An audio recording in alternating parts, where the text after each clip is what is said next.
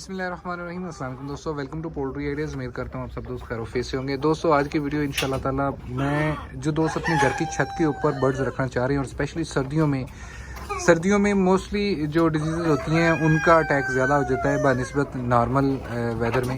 इसके ऊपर हम डिटेल से डिस्कस करेंगे। साथ ही साथ घर की छत के ऊपर नॉर्मल हम 150 मुर्गियाँ रख के कितनी इनकम कमा सकते हैं और किस तरह से कमा सकते हैं, इसके ऊपर भी हम डिस्कस करेंगे।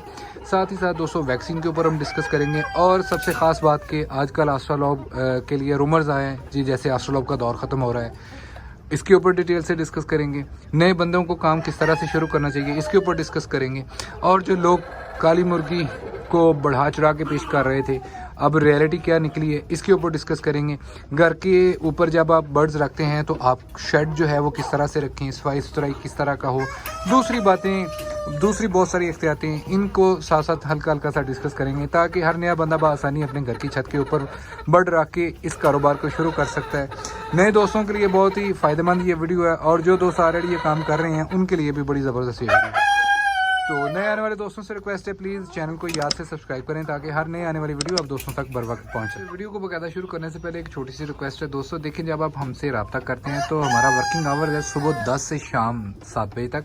और व्हाट्सएप के ऊपर जब आप हमसे रब्ता करते हैं, देखें जब एक मैसेज करते हैं तो प्लीज़ आप हमारी तरफ से रिप्लाई का वेट करें, क्योंकि हम daily basis more than 1000 message हम रिसीव करते हैं और एट द सेम टाइम हर बंदे को रिस्पॉन्ड करना हमारे लिए नामुमकिन है। इसलिए रात 7 बजे से लेकर 12 बजे तक हम रिस्पॉन्ड कर रहे होते हैं जी। एक मैसेज जब आपको रिस्पॉन्ड नहीं आता तो आप दोबारा मैसेज करते हैं तो आप टॉप पे आ जाते हैं, फिर आपको लेट रिप्लाई मिलने के चांसेस हो जाते हैं। तो जब आप हमसे रब्ता करें तो कोशिश करें कि व्हाट्सएप के ऊपर एक ही बार अपनी डिटेल से जो भी आपको चीज़ चाहिए, जो भी इन्फॉर्मेशन चाहिए, वो एक ही बार आप मुझे कर दें, फिर हमारी तरफ से रिस्पॉन्ड का वेट करें। अब बात कर लेते हैं जी इनके कह लीजिए कि इनकम के ऊपर, कि हम कितने बर्ड्स रख के अपने घर का गुजारा कर सकते हैं। उससे पहले मैं एक बात करना चाहता हूँ। देखिए आजकल ना मुझे 2-3 दोस्तों ने बात की है कि यार आस्ट्रालॉब का दौर ख़त्म हो रहा है, ठीक है, और अब जो है वो आस्ट्रालॉब को पूछने वाला नहीं है। सर आस्ट्रालॉब नहीं है, ये मुर्गी है और मुर्गी अदल से चलती आ रही है, ठीक है, ये अंडे देने के पर्पज़ के लिए इस्तेमाल हो रही है। इसका दौर ख़त्म नहीं हो रहा है, इसका दौर तो अभी शुरू हो रहा है, ठीक है, आस्ट्रालॉब का, ब्लैक आस्ट्रालॉब का पाकिस्तान में। अगर बिलफर्ज हाँ इसमें अगर प्रॉब्लम आएगी तो वो ये हो सकता है, और अभी नहीं है, ये प्रेडिक्शन है कि ये कम से कम तीन साल तक बड़े आराम से आप लोगों को एक अच्छी खासी इनकम दे देगी। हाँ 3 साल बाद ये होगा कि ये ब्रीड, जाहिर बात है जैसे ही आम होगी, लोगों की दरस्त अपने पहुंच में आ जाएगी, तो इन दैट कंडीशन क्या होगा कि अभी जो इसकी ब्रीड का रेट बढ़ा हुआ है वो ब्रीड का रेट कम हो जाएगा। लेकिन यकीन करके जानिए कि आस्ट्रालॉब फिर भी आपको गोल्डन मिस्री से 2 टाइम्स ज़्यादा प्रॉफिट देगी। ये बात मेरी नोट कर लें, ऑन रिकॉर्ड है। आस्ट्रालॉब कभी भी गोल्डन मिस्री के लेवल पे नहीं आ सकती, ये हमेशा उससे ऊपर ही रहेगी। जो मर्जी बंदा इसमें कर ले, आस्ट्रालॉब सारे एक ब्रीड है, आस्ट्रालॉब एक नाम है, आस्ट्रालॉब की प्रोडक्शन है। हाँ शर्त ये है कि हो आस्ट्रालॉब। अब काली मुर्गी के नाम पे आस्ट्रालॉब लोग बेच रहे हैं, ठीक है, अब वो आस्ट्रालॉब नहीं है तो भाई उसने तो आपको 200 अंडा ही देना है। अब दोस्त कहते हैं यार खींच के ये 210 अंडे देती है। भाई आपके पास प्योर आस्ट्रालॉब है तो देखते हैं कि ये कैसे नहीं आपको 75% एग्स देती। नॉर्मल फीड इस्तेमाल करें जो कमर्शियल बाजार से मिलती है। मिनिमम इसकी जो एवरेज है वो सर 70 से 75% है। शर्त ये है कि आपके पास प्योर आस्ट्रालॉब हो, काली मुर्गी ना हो।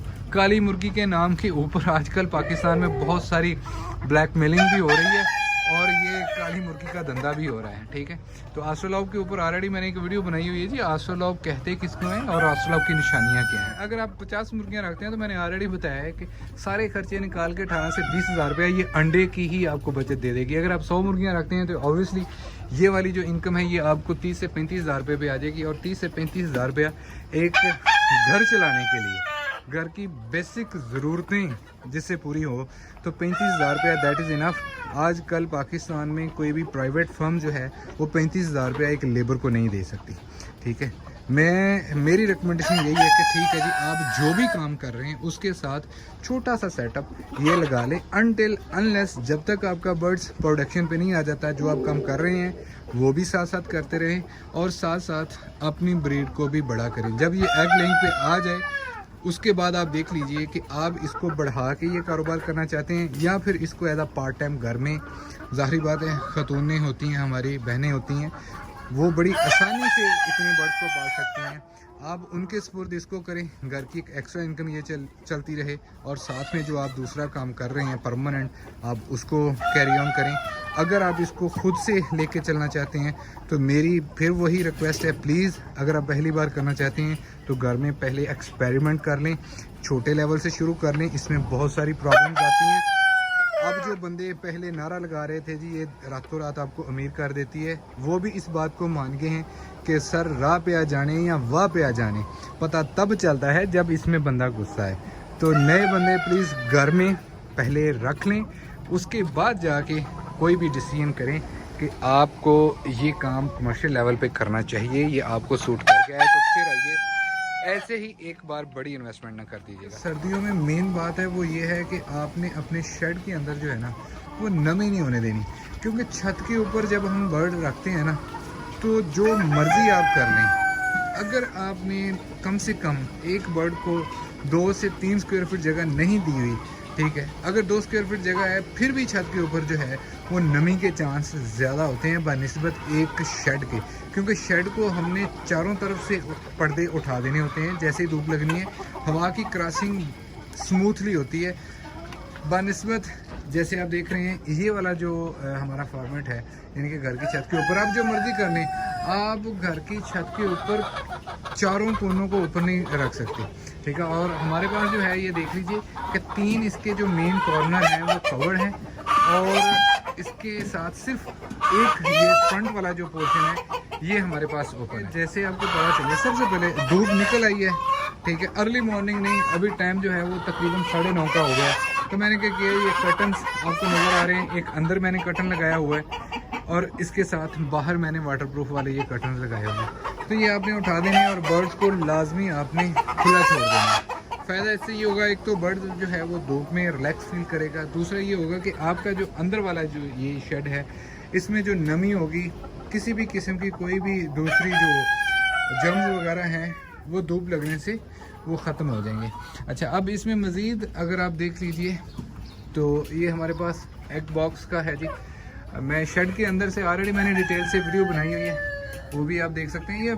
ये छोटा है, बेशक आप जितने मर्जी बड़े पोल्ट्री फार्म हो, अगर आप पोल्ट्री लवर्स हैं, पोल्ट्री बर्ड्स लवर हैं, तो आप अपने घर की छत के ऊपर लाजमी हल्का फुल्का सा इंतज़ाम करके रखें। तो बात कर लेते हैं इसकी मेन जो चीज़ है वो है जी सफाई की।